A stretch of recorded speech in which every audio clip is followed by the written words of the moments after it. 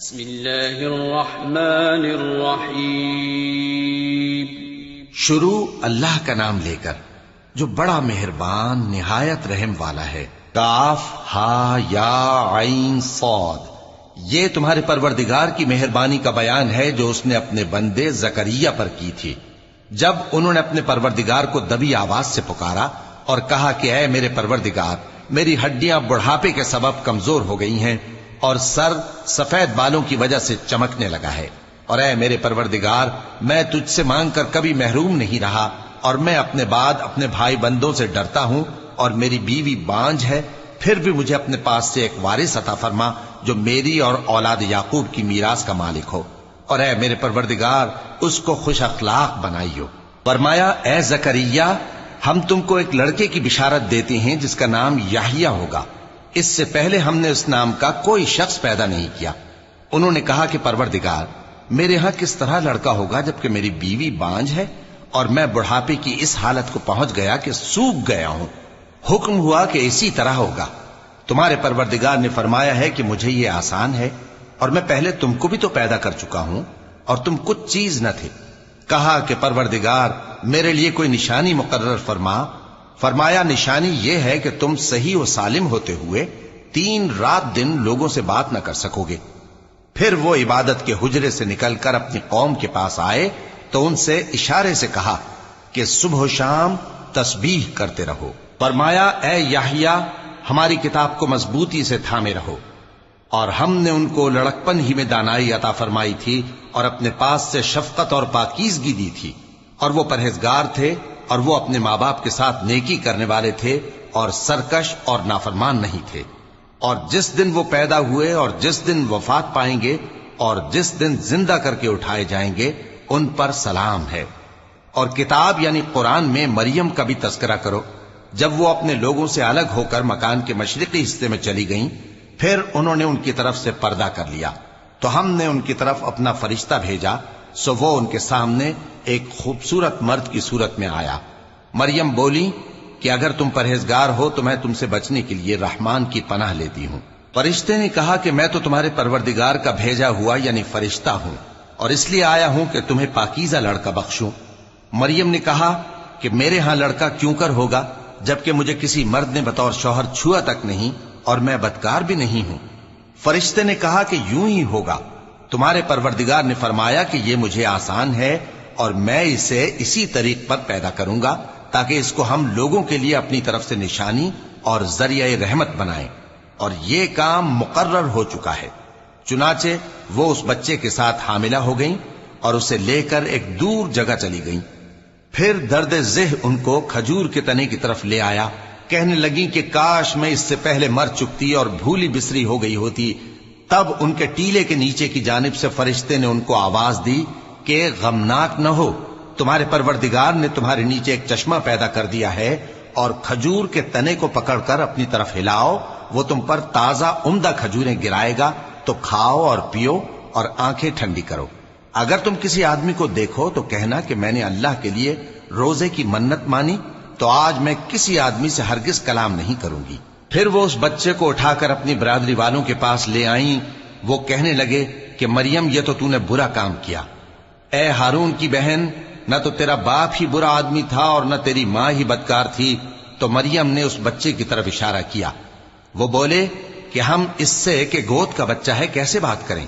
بچے نے کہا کہ میں اللہ کا بندہ ہوں، اس نے مجھے کتاب دی ہے اور نبی بنایا ہے، اور میں جہاں ہوں اور جس حال میں ہوں اس نے مجھے صاحب برکت بنایا ہے، اور جب تک زندہ ہوں مجھ کو نماز اور زکوٰۃ کا ارشاد فرمایا ہے، اور مجھے اپنی ماں کے ساتھ نیک سلوک کرنے والا بنایا ہے اور سرکش و بدبخت نہیں بنایا، اور جس دن میں پیدا ہوا اور جس دن مروں گا اور جس دن زندہ کر کے اٹھایا جاؤں گا مجھ پر سلام ہے۔ یہ مریم کے بیٹے عیسیٰ ہیں، اور یہ سچی بات ہے جس میں لوگ شک کرتے ہیں۔ اللہ کو شایع نہیں کہ کسی کو بیٹا بنائے، وہ پاک ہے، جب کسی چیز کا ارادہ کرتا ہے تو اس کو یہی کہتا ہے کہ ہو جا تو وہ ہو جاتی ہے، اور بے شک اللہ ہی میرا اور تمہارا پروردگار ہے، تو اسی کی عبادت کرو، یہی سیدھا رستہ ہے۔ پھر اہل کتاب کے فرقوں نے باہم اختلاف کیا سو جو لوگ کافر ہوئے ہیں ان کو بڑے دن یعنی قیامت کے روز حاضر ہونے سے خرابی ہے۔ وہ جس دن ہمارے سامنے آئیں گے کیسے سننے والے اور کیسے دیکھنے والے ہوں گے، مگر ظالم آج کھلی گمراہی میں ہیں۔ اور ان کو حسرت و افسوس کے دن سے ڈرا دو جب بات فیصل کر دی جائے گی اور وہ غفلت میں پڑے ہوئے ہیں اور ایمان نہیں لاتے۔ ہم ہی زمین کے اور جو لوگ اس پر بستے ہیں ان کے وارث ہوں گے اور ہماری ہی طرف ان کو لوٹنا ہوگا۔ اور کتاب میں ابراہیم کا ذکر کرو، بے شک وہ نہایت سچے تھے، پیغمبر تھے۔ جب انہوں نے اپنے باپ سے کہا کہ ابا آپ ایسی چیزوں کو کیوں پوچھتے ہیں جو نہ سنیں اور نہ دیکھیں اور نہ آپ کے کچھ کام آ سکیں؟ ابا مجھے ایسا علم ملا ہے جو آپ کو نہیں ملا، تو میرے ساتھ ہو جائیے، میں آپ کو سیدھی راہ پر لے چلوں گا۔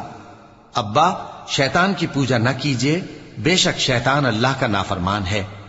ابا مجھے ڈر لگتا ہے کہ آپ کو اللہ کا عذاب آ پکڑے تو آپ شیطان کے ساتھی ہو جائیں۔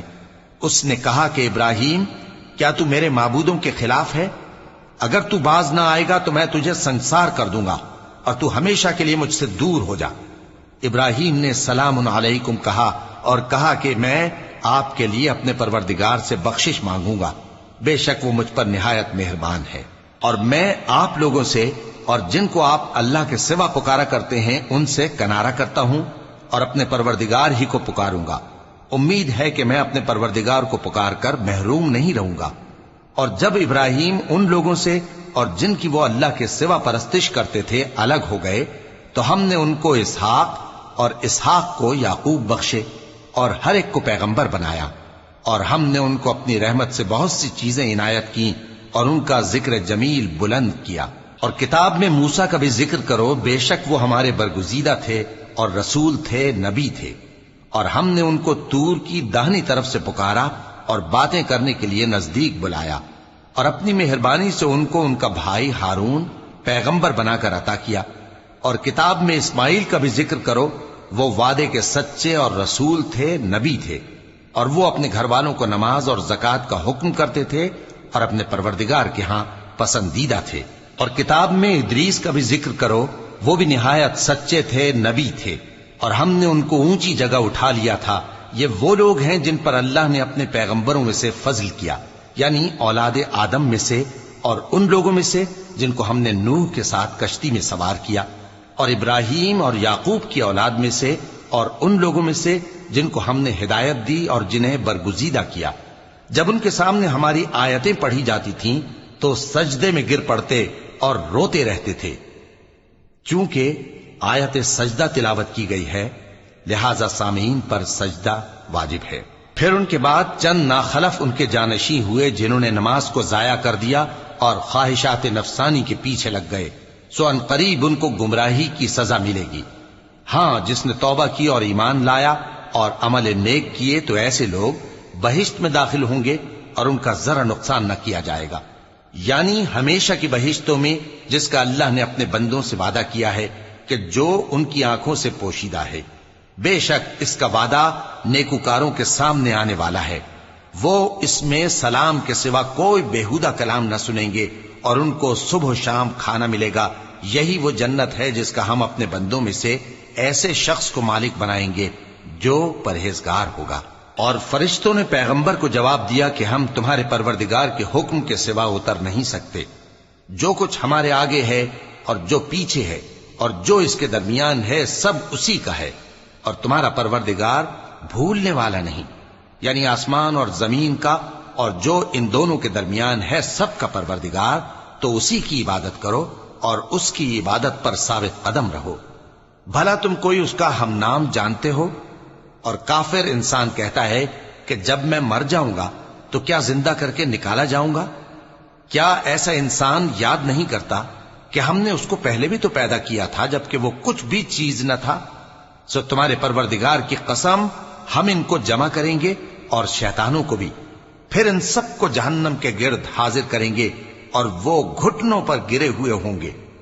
پھر ہر گروہ میں سے ہم ایسے لوگوں کو کھینچ نکالیں گے جو رحمان کے مقابلے میں سخت سرکشی کرتے تھے، پھر ہم ان لوگوں سے خوب واقف ہیں جو اس میں داخل ہونے کے زیادہ لائق ہیں، اور تم میں سے کوئی شخص نہیں مگر اسے اس پر گزرنا ہوگا، یہ تمہارے پروردگار پر لازم ہے، مقرر ہے۔ پھر ہم پرہیزگاروں کو نجات دیں گے اور ظالموں کو اس میں گھٹنوں کے بل پڑا ہوا چھوڑ دیں گے۔ اور جب ان لوگوں کے سامنے ہماری آیتیں پڑھی جاتی ہیں تو جو کافر ہیں وہ مومنوں سے کہتے ہیں کہ دونوں فریق میں سے مکان کس کے اچھے اور مجلسیں کس کی بہتر ہیں، اور ہم نے ان سے پہلے بہت سی امتیں ہلاک کر دیں، وہ لوگ ان سے ٹھاٹ باٹ اور نمود و نمائش میں کہیں اچھے تھے۔ کہہ دو کہ جو شخص گمراہی میں پڑا ہوا ہے، رحمان اس کو آہستہ آہستہ مہلت دیے جاتا ہے، یہاں تک کہ جب اس چیز کو دیکھ لیں گے جس کا ان سے وعدہ کیا جاتا ہے، خواہ عذاب اور خواہ قیامت، تو اس وقت جان لیں گے کہ مکان کس کا برا ہے اور لشکر کس کا کمزور ہے۔ اور جو لوگ ہدایت یاب ہیں اللہ ان کو زیادہ ہدایت دیتا ہے، اور نیکیاں جو باقی رہنے والی ہیں وہ تمہارے پروردگار کے ہاں صلے کے لحاظ سے خوب اور انجام کے اعتبار سے بہتر ہیں۔ بھلا تم نے اس شخص کو دیکھا جس نے ہماری آیتوں سے کفر کیا اور کہنے لگا کہ اگر میں ازسر نو زندہ ہوا بھی تو یہی مال اور اولاد مجھے وہاں ملے گا؟ کیا اس نے غیب کی خبر پالی ہے یا اللہ کے یہاں سے عہد لے لیا ہے؟ ہرگز نہیں، یہ جو کچھ کہتا ہے ہم اس کو لکھتے جاتے اور اس کے لیے آہستہ آہستہ عذاب بڑھاتے جاتے ہیں، اور جو چیزیں یہ بتاتا ہے ان کے ہم وارث ہوں گے، اور یہ اکیلا ہمارے سامنے آئے گا، اور ان لوگوں نے اللہ کے سوا اور معبود بنا لیے ہیں تاکہ وہ ان کے لیے موجب عزت ہوں۔ ہرگز نہیں، وہ معبود ان کی پرستش سے انکار کریں گے اور ان کے دشمنوں مخالف ہوں گے۔ کیا تم نے نہیں دیکھا کہ ہم نے شیطانوں کو کافروں پر چھوڑ رکھا ہے کہ وہ ان کو خوب اکساتے رہتی ہیں؟ تو تم ان پر عذاب کے لیے جلدی نہ کرو کہ ہم تو ان کے لیے دن شمار کر رہے ہیں۔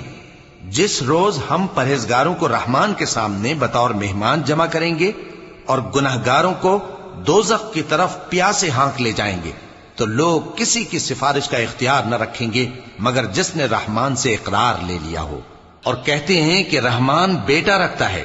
ایسا کہنے والوں، یہ تو تم بری بات زبان پر لاتے ہو۔